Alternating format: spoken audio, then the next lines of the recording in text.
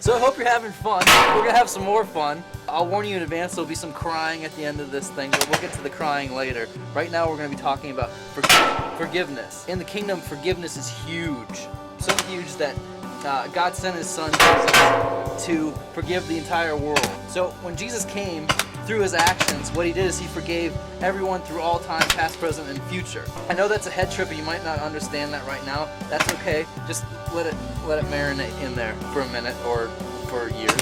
What we need to understand is that the world and people are at war. Not just physical war with bullets or paintballs. War is about engagement and engagement of conflict. We try to solve our conflicts by firing at each other. And when we're under fire, kind of like now, I have a couple things I can do. I can either hunker down and take shelter and not come out, or I can pick up a gun like this one. This doesn't really look like a gun at all. It looks like a Martian gun. I can choose to fire back, and I can have accusations, and I can say, oh yeah, we'll take that. That could go on for years. That could go on for thousands of years. The world engages with weapons of violence and bullets and guns and bombs. So weapons can be words, and words can hurt, they can kill. What we want to be doing is we want to engage in a different way, and Jesus taught us a different way, and that's with love and forgiveness. And those are our weapons. Got a famous guy, Winston Churchill, when he was trying to defend Europe from the Nazis, said something like, never ever give up. And I can't blame him for saying that, because that may have been right for him, but we carry that out through time and we say, oh, I'll never give up. That's maybe not the best thing to do. The best thing to do is probably give up. What Jesus did is he gave himself up. And when everybody around him was telling him, you should fight, you have to fight, you have to engage. We can win if you just use God's power. And Jesus said, no, I'm not going to do that. I'm going to die so that people can have freedom from now on and forever. So what we need to do, by the example of Jesus, is we need to give up our weapons of wrong engagement, of hate. I need to gather up my courage, and I need to go engage in the right way. And we need to stand up and we need to seek love, and we need to seek forgiveness. So what we do is we put on our safety goggles, well, not really, but, and so we stand up in the line of fire, and we get hit, and we walk towards that person and say, ow, that hurt! And we say, you know what, I forgive you, I love you. We're experiencing pain.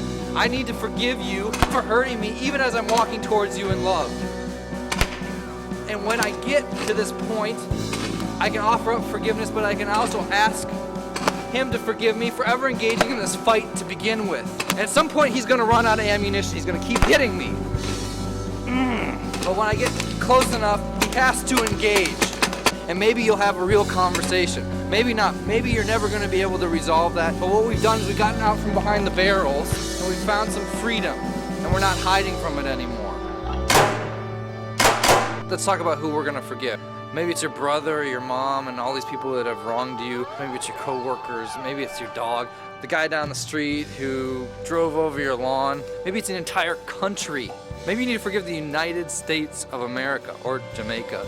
The crying comes in when you realize that maybe the person that you need to forgive the most is yourself. Maybe you haven't cut yourself any slack. Stop beating yourself up. Maybe you haven't accepted the thing that Jesus and God have for you. Why not just say, I'm worth it. I forgive myself. And by not embracing that freedom, not embracing that truth, you're in blatant disagreement with God. What I know about God is that he always wins. Why don't we just give up and say, God, I need you to help me forgive myself. So tonight we're going to get a little naked. No, not that kind of naked. Be emotionally naked.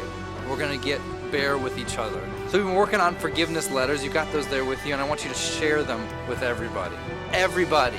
Even Bob there back in the corner going, I don't share nothing with anybody. Get it out there because you might be setting an example about how somebody else might get freedom. By you being bold, you're going to draw them out into the open. That would be great. So get busy.